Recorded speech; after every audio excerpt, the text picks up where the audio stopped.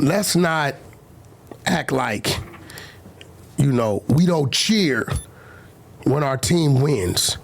Fellas, Jesus. When the squad come back when putting in the work, we want to hear the details. We like, what? Yeah, when I jumped out and I ran, yeah, that's right. Okay, you jump for joy. While you jumping for joy, somebody's crying. But okay, what I really want to hear your opinion on is the fact that one of Pop Smoke's homies, Ross Swish, they backdoored Pop. They set him up. No, they didn't. But New York set him up. That's a fact. If that interview told me anything, it was that conspiracy theory has no legs. But anyway, this dude, slow in the head? The dude you're thinking of is Mike D. Ross Swish was not anywhere near this situation when it went down in LA. Do you not get what the kid was doing? Oh, now you're talking about that.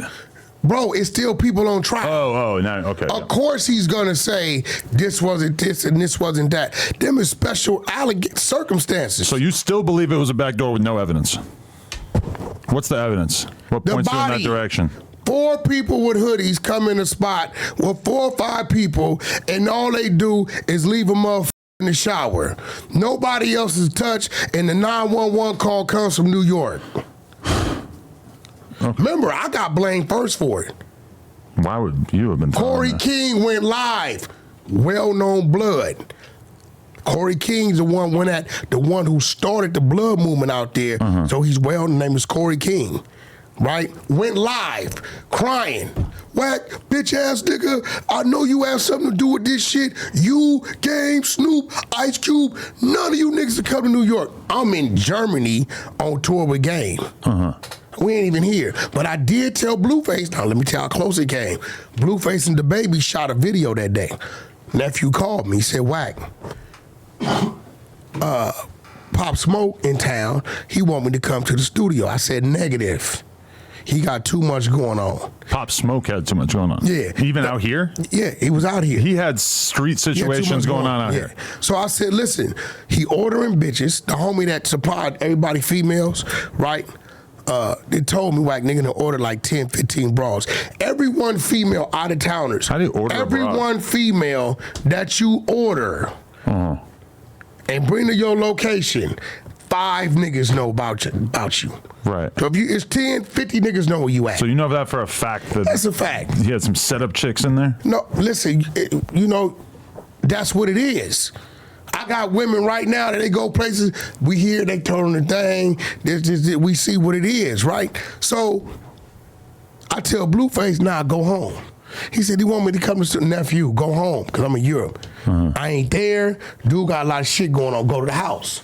So he listens to me. He wakes up 6 o'clock in the morning, 6 in the morning, and say, yo, they killed him, and I'd have around and been right there.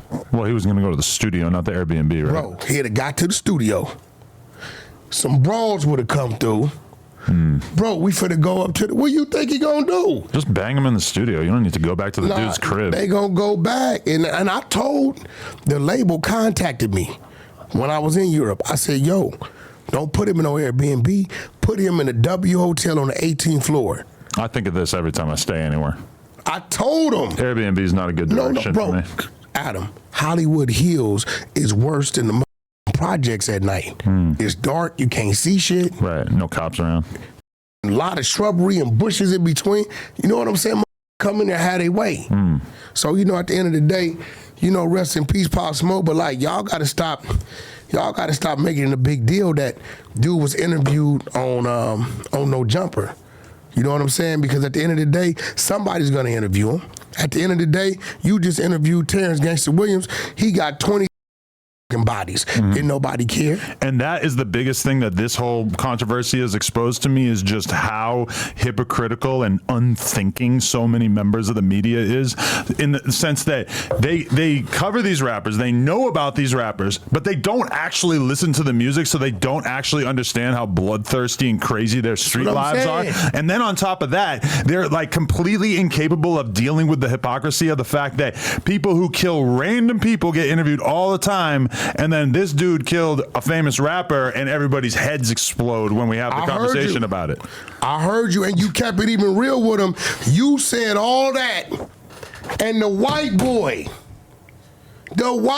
ended with something that you Negroes claim you are, claim you do. You told him This ain't hip hop. I'm here to what? Feed the streets. You got a white boy talking about feeding the streets. I'm just, I had this little punk. You seen the little punk he was arguing with? Yes. He's on Clubhouse. His name is Relly. I renamed him AKA Relish. Now he's mad at me, little Relish. He's mad at me because I informed him last night. Right. Are you arguing me because of Pop Smoke, or are you arguing me because you know that I know that your mama got good in the mouth skin? Wait, what? Good in the mouth skin? Relly, aka Relish, moms has good in the mouth skin. What the does that mean? Think about it. I don't even. In the mouth skin, his mom. The skin in her mouth. Don't. A good head. She got good. Okay. How do you know that?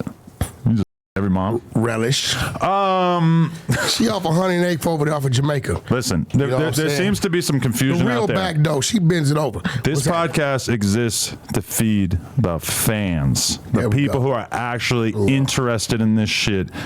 By no means am I trying to please the corporate stooges that comprise the hip-hop media space. Hey, bro, we renegading over here. We renegading, we winning. We putting out more content than anybody. That's a fact. And at the end of the day, let's keep it real, Adam. They only know what you say or what I say because of why you're tuning in. Now, at the end of the day, I think you did what you're supposed to do. Thank you. And I think you gave a great interview. Right? You gave a great interview. I feel like that's kind of being ignored. That interview itself is extremely good, like extremely well done. A great interview. Revelatory shit. Yeah, revelatory. People want to judge it based on a 60-second TikTok. You got to check the whole thing out. Yeah, he did a great interview. And at the end of the day, I think it's going to be more to come because is it one or two of them out? I think it's two of them out. Well, there's another one who was on FaceTime with that Relly guy. The Relish guy. Yes. The one who got his mama got the good in the mouth skin. I don't know anything about that. But and then there's a couple more locked up too. But you know what occurs to me too is that a lot of people are just watching the stop clock because this dude getting interviewed 5 years after Pop Smoke died is incredibly offensive to them. That's crazy. Do you remember there being a lot of controversy when Vlad and other people platformed Keefy D? I don't. Wasn't a problem. Yeah, because it was 20 years later. 30 years later. Pop Smoke is not Tupac. Okay. Pop Smoke is not Tupac. And Vlad, punk ass, you punk. You went over there and interviewed the dude who's supposed to have had some type of dealings with Tupac. Now, Vlad, I don't know what type of man you are and why you would even help or even assist this Keefy D, but Vlad, you ain't shit. Wait a minute. You just tried to bail him out. Huh? You were just trying to bail him out. I ain't tried to do nothing. We got another hearing date because they violated the 14th Amendment rights. What is the 14th Son Amendment? of Sam law says a convicted criminal cannot do business. Okay. He's not He's not a convicted. He's convicted just criminal, charged. right. We back in there. Vlad, I'm just with you over there. You know what I'm saying?